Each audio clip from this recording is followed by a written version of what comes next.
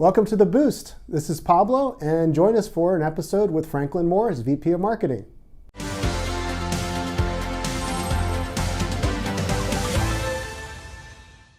Franklin, thank you for joining us on The Boost. Thank you for having me.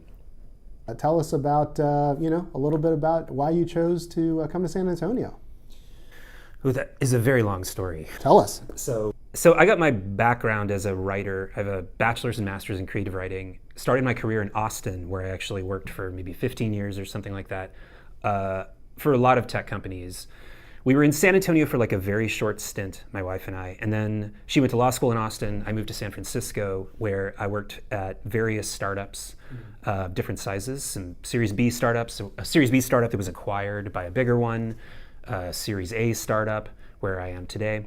And COVID happened. I had a kid, began thinking like, okay, well, maybe it doesn't make sense to raise a kid in a lead-painted closet in San Francisco or something. And so began looking at other places to go, right? And of course, as we think about moving back to Texas, the obvious choice that a lot of tech people make and made during the pandemic kind of exodus from the big cities was Austin, right? And so we thought a lot about Austin. But for kind of various reasons, San Antonio, I think, made a bit more sense. Like Austin it's pretty saturated. The cost of living is a lot higher. I think the startup ecosystem is like a bit different there than it is here. Like here, it kind of feels a little bit earlier stage, right? And it just felt like, San Antonio has a lot of potential, I think. It has a bunch of big universities. It has ecosystem like Geekdom,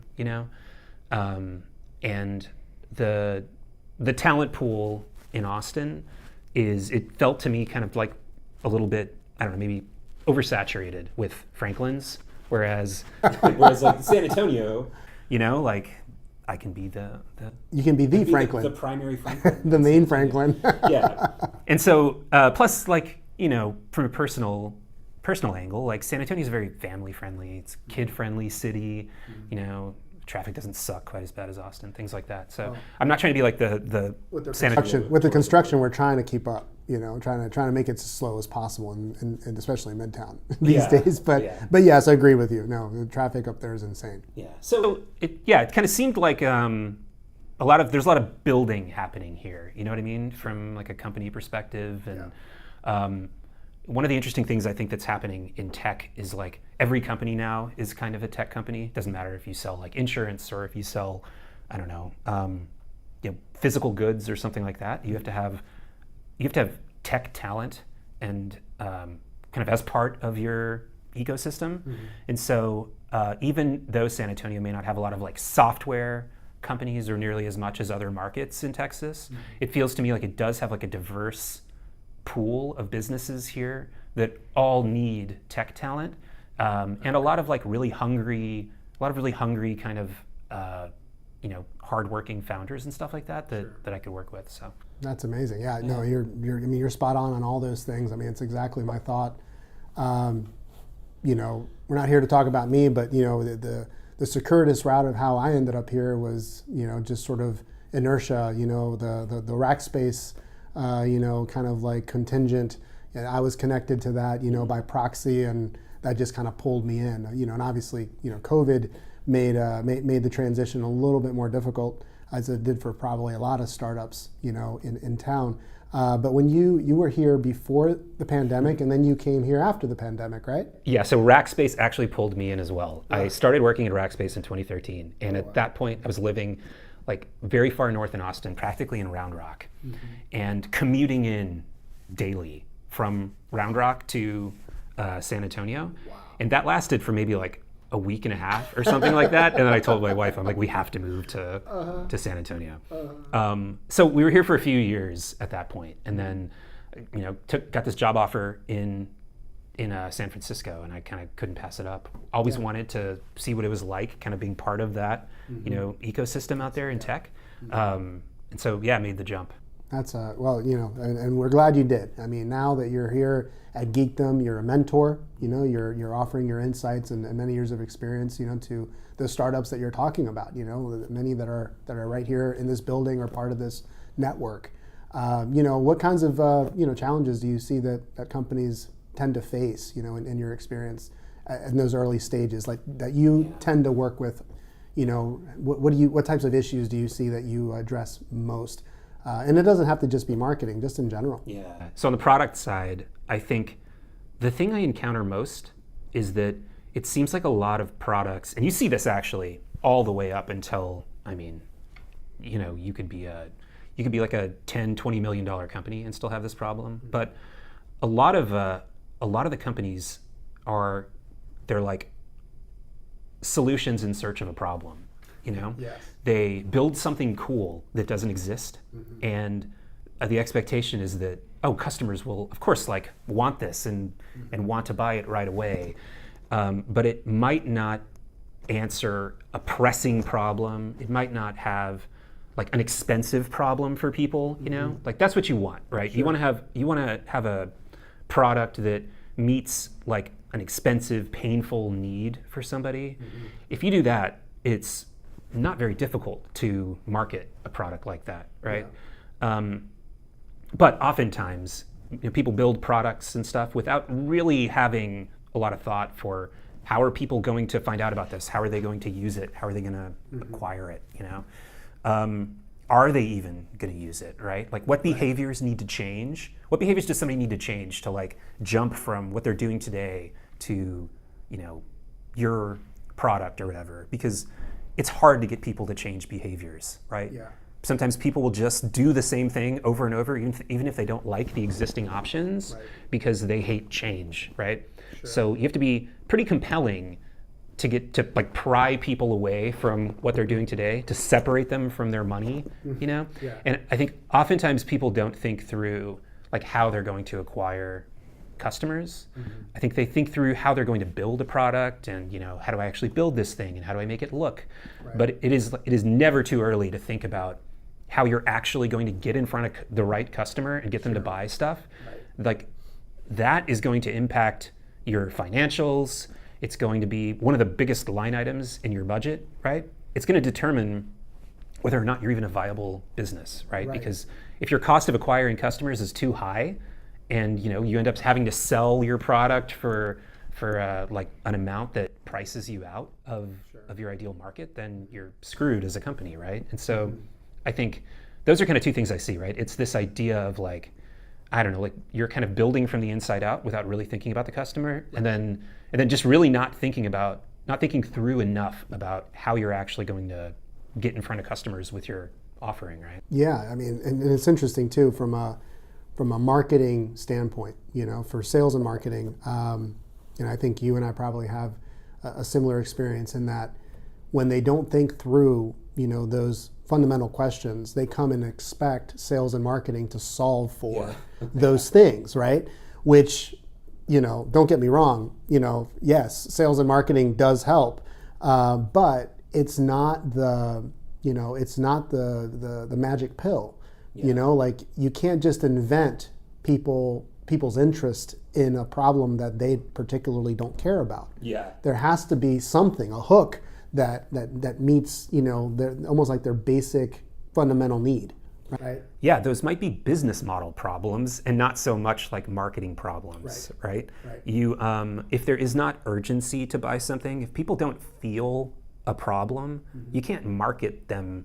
You can't like use marketing to make them believe that they have a problem that they don't have, right? Sure. So that's one of the things I love the most is when I see a startup that has like, it's like problem market fit, the idea of this startup solving a problem for people that is like very painful and very expensive. And, you want to look at other things too. You want to look at the market landscape and stuff like that. But if you're really solving a pressing need for people, it's a great place to start from. Yeah, as a product. It's easy to sell and it's easy to market because now you're just simply tapping into just fundamentals, right? Totally. You're hitting the pain point, which is, it's like, okay, like that's really sensitive for some people, that if something that's like costing them a ton of time, or like you said, it's an expensive concern, something that would save them a ton of money. That's product really in a lot of ways sells itself. Yep. Which is a nice place to be when you're kind of operating from that position, You know, you were talking about rack space. I can only imagine what that was like when the market didn't exist and you're selling, you know, managed hosting, right? And people are like, well, what is that? You know what I mean? Totally. That's a great problem to have because you're like, hey, I can save you money this way. And like, oh, I didn't even realize that industry existed. That's also an ideal situation, but that doesn't happen that often. Now it feels like a lot of startups are different flavors of the same type of solutions, you know? Totally. You're seeing that a lot. I think you're seeing every category now just get sort of built out with you know, more and more different like permutations. I think about, I don't know, just by one way of example, like email automation software, marketing automation type software, right? There used to be like 2 games in town, and now there's like a million of them. And you have companies like Apollo that have started up super well funded and are just kind of driving the pricing down to like close to zero. I mean, you could get that for like $99 a month now, right? Which changes the market dynamics and changes like, honestly, it changes the entire effectiveness of the category. That's the other thing too, is all of these things are moving targets in marketing so much. So you have a situation, just to take that one category, for example, right? Marketing automation type of tools and software, email automation, whatever. You have like one company that's basically practically giving it away for free, right? Which means you have more and more people than ever using it to send out email, right? Obliterating people's inboxes. And now you have like so much saturation happening in the category that in general, like the whole tactic has become less effective, right? That's right. So now you have to like think about, okay, what else can I do? You know, what other way can I? That makes a lot of sense. Well, you know, you mentioned you know, Apollo, and I think in general, if you're buying companies to drive the costs down, where does the innovation go? You know, R&D is one of the first things that ends up getting hit, right? Because you don't have the funding to continue developing new and inventive ways, because at the end of the day, you're like, oh, well, let's just change the color on this and then put it out as a new product. You know, which, I completely agree with you. One thing that we haven't covered is, you know, just your background overall. Like, how did you, you know, kind of end up in marketing specifically? Is this an area of study? Is this something that you ended up with starting somewhere else? I mean, what's your story? Yeah, so like I mentioned earlier, I got my bachelor's and master's in creative writing, and I envisioned that I would probably have one of 2 jobs, which would be either like novelist, you know, sitting on like a Caribbean island on a typewriter or something, or like I was certain that I would end up being like the editor of Rolling Stone or something like that. It turns out like not super easy to break into either one of those jobs. And so I got my start as a copywriter, just doing advertising copywriting, mostly for like tech companies, but then worked my way up to creative director at an advertising agency here in San Antonio called Pace Communications. Still a big agency, although I don't think they have as much of a presence here anymore. And then from there, kind of made the jump to startups. And at startups, you know, because they're smaller, oftentimes the remit of a marketer is larger, right? So, you know, it started off first like, okay, well, you know, I'm not just managing content, but now I'm managing like content and design and thinking about the distribution channels, right? And how do you distribute content to people and actually get it in front of them in a way that makes an impact? And then, okay, well, as part of that, now you're managing the big paid media budget, right? And figuring out like, you know, what's the return on investment for that? And then eventually kind of now the scope has expanded to be kind of all of marketing, right? So everything from like events to PR. And the truth is like, you know, social media, it all plays together, right? And especially as a startup, I mean, one of the biggest challenges you have is not just like what to do, but it's what not to do, right? Like what to de-emphasize, because everything in marketing kind of works to some degree. It's all a question of like the ROI and the opportunity cost of like where you put your limited time and money. So that's kind of my scope today now for the last like, I don't know, a little while, right? It's been very kind of focused on just running kind of the entire marketing stack. And that I think everybody, because marketing is so multivariate, right? You have so many different functions in marketing. You lean into different leaders, kind of lean into that role differently. You know, and for me, it's always been rooted in like content and providing like high value content and you know, advertising and stuff like that to customers. Really trying to, like, I kind of tend to believe that the companies that build the strongest brands are those that build audiences and build trust with that audience. And the way you generally do that, whether you're in business to business or like B2C even, is by just producing content that your customers find interesting, entertaining, that educates them, right? That absolutely. Yeah. Couldn't agree more. I mean, education for me is like, that's like the foundation. Yeah. If I can't teach somebody something with the content, I know people won't tune in. Yeah. You know, at least from my standpoint. I mean, and I think a lot of times, you know, that conversation with clients is like, okay, what are you teaching your audience? And sometimes clients will look at me like, what do you mean? I'm not trying to teach them anything. Sure you are. Yeah. You know, you're trying to teach them why your product is superior. You're trying to teach them why they should care. Yeah. You know what I mean? Because a lot of times those things aren't obvious to people. You know, you were talking about earlier, like, what's the use case for this? I have no idea. Well, educate them, you know? Yeah. Maybe they'll kind of, you know, hang on to that little like, you know, message and that will help you open up, you know, further like pathways for communication with that audience, Totally. right? I mean, you've been doing, this work for quite some time, so, and working with different industries, working with different companies, you know, like if you're working with a startup that obviously has every need that you could possibly think of, because a lot of people think that a startup has fewer needs or less complicated needs than like a big mega corporation, and that's not true. You know, it's different scale, but the needs are all the same, right? Yep. So, I mean, as far as budgets are concerned, I mean, it sounds like from a, you know, from your standpoint, all of these different channels, you have to pick and choose and select the right mix, because you know, it really is just a question of dialing down and dialing up depending on what channels make the most sense for that particular engagement, right? Totally. Or that industry. So it sounds like strategy and what you're bringing to the table really matters. Yeah. You know, more than just simply like, okay, let's just check the boxes and throw money out at the market and expect it to work. If like a big company wastes 25 grand or something like that on an ad campaign or a channel that doesn't work, it's like a bump in the road, right? Right. But if a startup wastes 25 grand on marketing and they don't acquire customers for it, it can be fatal, right? Yes. And yeah, so it absolutely, I think, makes a huge difference. There's also the fact that like oftentimes these companies have no budget, right? And so you know this because you guys work a lot in like the SEO space too, right? Companies with no budget tend to kind of lean into the same type of tactics, right? The things that appear to be kind of free, which are, you know, you write content, you put out a bunch of social media stuff, you send out emails. Yes. But the challenge, whether you're a startup or a big company, is that like you and your competitors are all kind of doing the same thing, right? Absolutely. If you're in the B2B space, you are all pulling down the same lists of leads, emailing them with similar messages using the same type of software and tactics, running ads on the same platforms, right, that say roughly the same thing.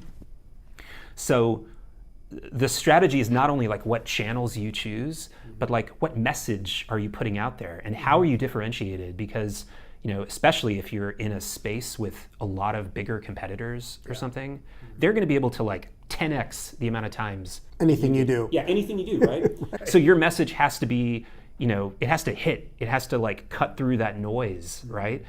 And having a message and content that is like, that's entertaining, that's high value and like teaches people things, you know, that is like memorable and builds that kind of like affinity, that is, that's going to be your hook, right? It has to be your hook. Sure. You can't just, and talking about your product, it ain't it. Because I know like I get, just how many times a week I get, like how many times a day I get a LinkedIn invite from somebody, right? And like some cold LinkedIn invite from somebody I've never seen, and I'm like, sure, I'll accept it. And I accept it, and then like 10 seconds later, you know, I get a they're asking for something. Yes, like I get a like something about their product, you know, asking for a meeting, right? I think one of the models today of like marketing that works really well is to just sort of like give something away. Like what can you give away of value of your expertise that'll make your prospects life a little better, right? That'll make their day a little easier, that'll solve a problem for them before you make an ask of somebody. Yeah, you're establishing trust, Yes, right? yeah, and that's help huge. them, help somebody for, and yeah, I mean, it's funny because in a very transactional sort of model, where you're always selling, always selling, always selling, one of the ways of differentiation is don't always be selling. Yeah, right? Totally. I mean, just simply get to know what ails them. Yeah. Right? Because it's possible that they might have a very particular pain point that's slightly different than the masses. Mm-hmm. The way they apply your product or your service or anything along those lines may not be the way that you expect, Yep. And that use case, that very distinct, I mean, granted, you can't be doing custom implementations for everyone, but getting to know, that who you're actually talking to. And when people say, hey, know your audience, sometimes that audience is just one person. That might be that completely overworked, director of sales or CEO or whatever, and they're trying to solve XYZ problems, and they're thinking, how can you help me? Yeah. Exactly. So one of the funny things about marketing and starting early companies is it's amazing how little people actually know about how customers use their product, mm-hmm. right? Even big companies, I think.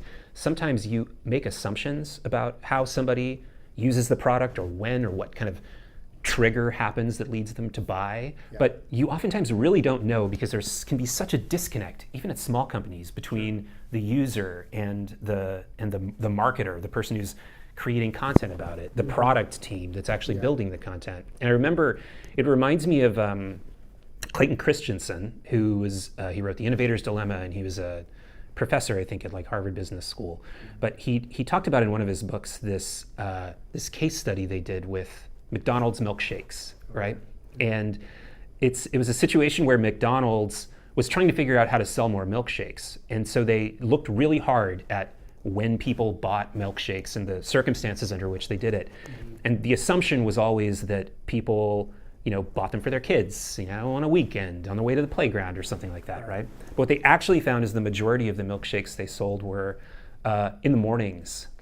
People would buy them on the way to work. I think this is before everybody started thinking about heart health all the time and stuff. Sure. And so they would buy them on the way to work as they were sitting in traffic, and they would kind of treat them like breakfast. It would be like a thing to kind of keep them company on the way, that they could have slowly kind of during their morning commute. Yeah. And so you can imagine how that would change the way you would market a product, right? Mm-hmm. Like how you would advertise a product. That sort of knowledge of how somebody uses something as simple as a milkshake. Yes. Now imagine something as crazy as a data product or something like that. It gets infinitely more complex. And so I think, being tuned in to how people actually use it, watching them, it can change the entire course of your marketing. It's funny that you mentioned the milkshake, because how many times is the milkshake machine broken?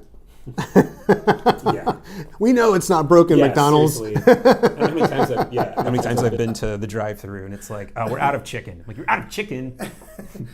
Yeah. Who'd heard of such a thing? You know what I mean? Exactly. The thing that we haven't talked about so far is your company that you're with now, mm-hmm. Alloy.ai. Yeah. Could you tell us about, maybe some of the, maybe without giving away any trade secrets, but what are the different types of challenges that you're managing, for the marketplace there? Yeah, so Alloy is a really interesting company. We are a startup, venture funded. The company has grown to be about 50-ish people or so. We have offices now in San Francisco, Vancouver, Berlin, and just opened one in Denver a couple weeks ago. And I'm the lone guy here in San Antonio. Skiing, I guess you're going to have to figure out a way to get skiing. And so the company solves a couple of I think really interesting and tough problems for exclusively for consumer goods companies. So if you make a physical good and you sell it to people, this is the stuff you buy every day, whether it's food or electronics or housewares or something like that. Mm-hmm. That is that to take an example, if you are Sony, mm-hmm. you sell through hundreds of retailers, right? Each one of those retailers has probably thousands of locations. This is just in the US alone. Every one of those reports data in different ways, at different frequency, you're in different formats entirely, right? And so if you are Sony, you need to find a way to go to 100 different portals and download everything manually and then reconcile hundreds of different spreadsheets at different times and stuff. And so we've created a data platform that goes out to all of the different retailer and partner portals, to your distributors, to your e-commerce partners and supply chain partners, grabs all of the data, normalizes all of it manually, so you don't have to do any of the data management or anything. It then gives you like consumer goods specific insights on top of it that you would need. Like you can see things easily, like your sales in real time, down to the store level, down to like the SKU level. You can see your marketing promotions and how they're going, inventory levels, various places, right? So you can make decisions about your business. But then it also layers on top of that the ability to do things that you can't see in any of those tools. So it's like using that information, we can kind of derive and like putting like a layer of AI on top of it, we can derive different things. We can run simulations to tell you like where you're likely to be out of stock next week based on sales like downstream from that, right? So we can do things like prevent out of stocks. We can tell you if there's like thefts happening at a store, right? Because of the fact that, hey, you should have more sales there, but you don't.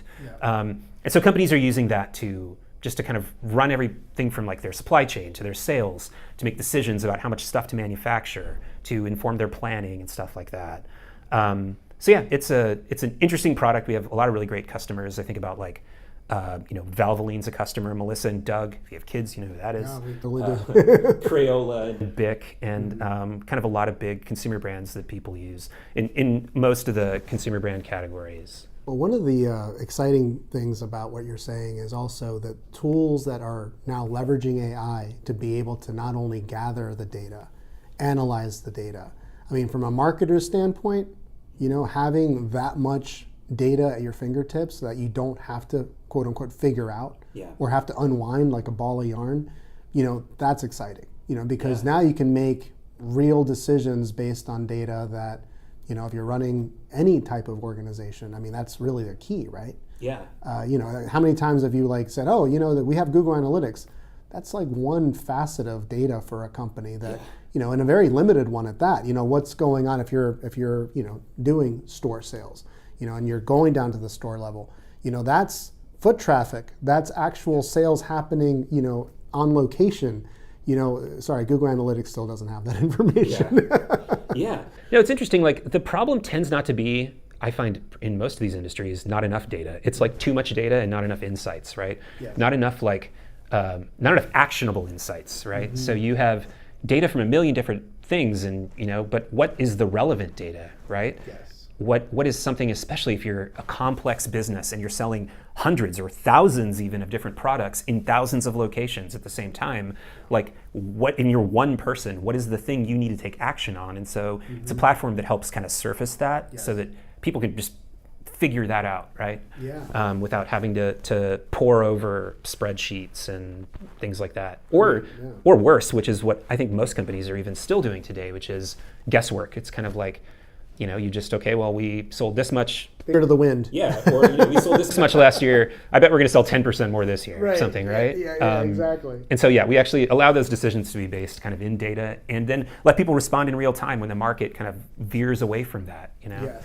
Yeah, that's really important. I mean, it's because there's so much information coming in at the, I don't care how good of an analyst team you have. You could have an army of analysts. Yeah. There's still people. Right? I mean, I think that's where the value, for me anyway, AI in terms of managing data for proper decision making. It's about poring over so much information and being able to come up with those little nuggets of actionable insights that will help you, or at the very least, give you something to make a proper decision with. Yeah. Right?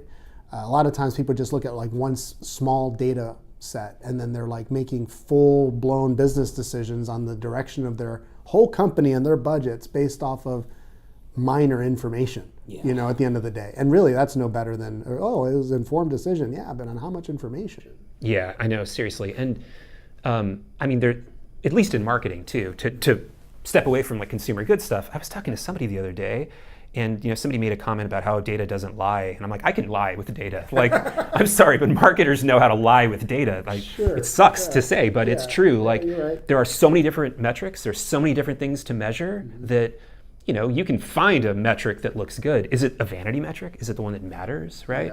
And so, being able to to surface not only just random kind of insights or vanity metrics, but the things that are most important. Like, that's why you still need humans to interact with a tool, right? It doesn't replace them. It allows them to allows these analysts to analyze better, right?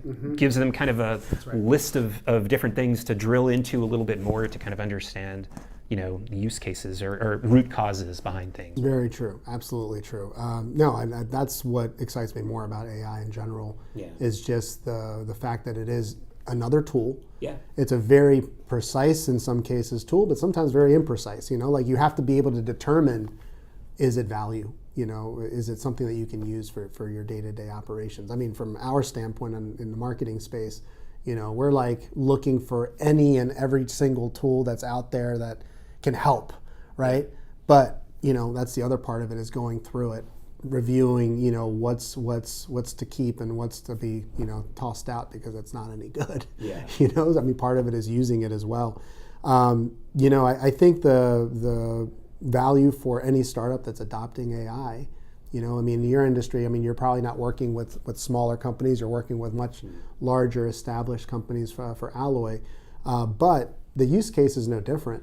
Even for smaller businesses, how do you adopt artificial intelligence in a way to help you grow your business? Now, that's a broad question, but you provide guidance with experience, right? There's a difference between just simply adopting something for the sake of, oh, this is cool and shiny, versus this is legitimately helping me grow my business and operate it better, right? So there are some smaller companies that do work with us. I think the important point is that AI is it's a means to an end, right? And you kind of hinted at that. You don't just want AI for the sake of AI, right? You want to try to think about what problems AI can solve for you, because sometimes you don't need sometimes you just need long division or simple kind of arithmetic, right? To solve a problem. You actually don't need super crazy deep AI stuff. But then there are some problems that AI really does benefit, right? And so understanding, I think, what the problem is you want to solve and what the best way to solve it is, I think that's kind of the place companies need to start when they're exploring AI. And then the other thing too is that you kind of have to get your data and stuff in order first, because AI is only as good as the data you train it on, That's right. And very true. yeah, and so if you train it on a bunch of crappy data, you're just going to get crappy insights at scale, right? Which doesn't do anybody any good. Then you're just, again, back to making poor decisions. And so there's kind of I feel like a bit of a life cycle of AI adoption, kind of companies need to, it depends on the use case and purpose, right? But you can imagine if you're, because I know you guys use AI in marketing stuff, right? Absolutely. Yeah, and if you train it on a bunch of, crappy junk and stuff, right? You're going to end up with really crappy results. So I think companies need to kind of think about, I don't know, a bit of a crawl, walk, run approach to AI adoption, right? They absolutely need to be thinking about it, because there's so much it can do to reduce or to increase your impact, right? But it's not just going to be a total panacea for everything. Right, and it's actually an interesting dynamic too in working with companies. You have leaders that are all on the AI, train, and then you have those that are like, oh no, I'll never touch it. It's snake oil, And I think the answer is somewhere in between. I mean, you have to. It certainly can be snake oil if it's junk data, like you're talking about. But yeah, that training, I mean, that's investment. That's significant amount of time, and in some cases money, that you have to invest into building out those LLMs, for reuse, not session-based platforms to just okay, and every time I sit down and put in a new, prompt, it's not going to be, something based off of something I wrote previously or fed it before. It's going to be oh, who are you and what do you need me for? As opposed to a business brain, for lack of a better term. Anyway. Thank you so much for joining us on the Boost. The amazing insights, and certainly look forward to seeing you around Geekdom and continuing to work in growing the startup ecosystem here. Yeah, thank you for having me. I appreciate it. Thank you, Franklin.